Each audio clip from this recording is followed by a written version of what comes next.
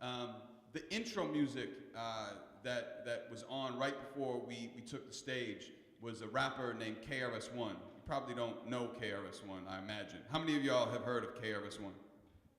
Oh, dang, to get it in, Gray's Lake. KRS-One is a rapper from a crew called Boogie Down Productions, which when I was younger than y'all was my favorite crew. And in 1987, I went to this basketball camp that was a social science experiment. They brought kids from the suburbs together with kids from the city and let us live together for a week and play ball and get in fights and no adult guidance other than go to bed now, turn the lights off.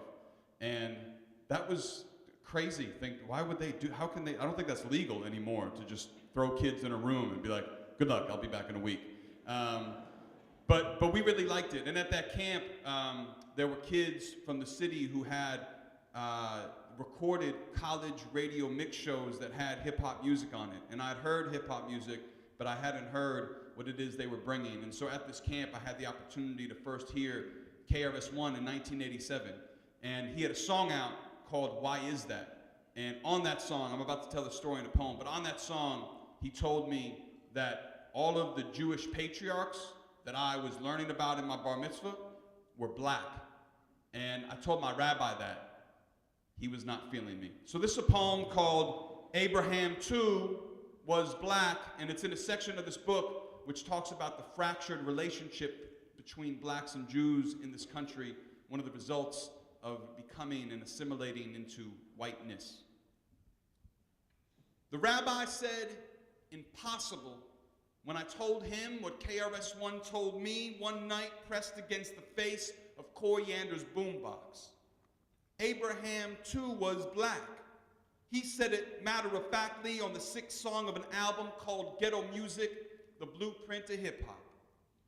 I was studying for my bar's mitzvah, my welcome to the minyan of men. The rabbi asked me to leave right before I took the bema because he wanted to make sure I would never return.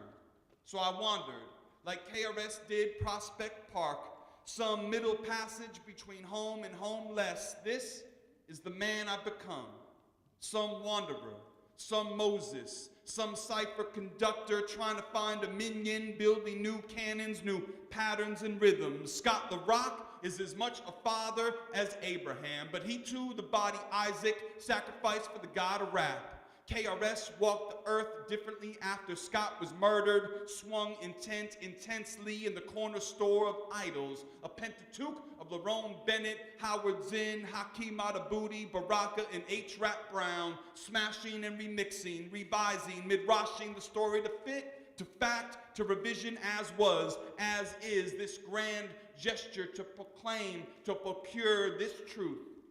Abraham was black, which means he was also Jewish, which means he is also my father, which means so many things have gone terribly wrong. Ishmael, my love is some lonely place, some Messiah you choose to be. You saved me, frankly, without wanting to, perhaps, and we don't believe in saviors, but you raised me right, turned this boy chick into a cock, full-grown wingspan, flipping the bird, flying the coop, a giant coup, this song, this transmission, the reason for everything I've ever done that hinted at life, some eternal downness that pulls my chest towards this truth.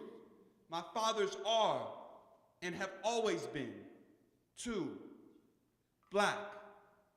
Thank you.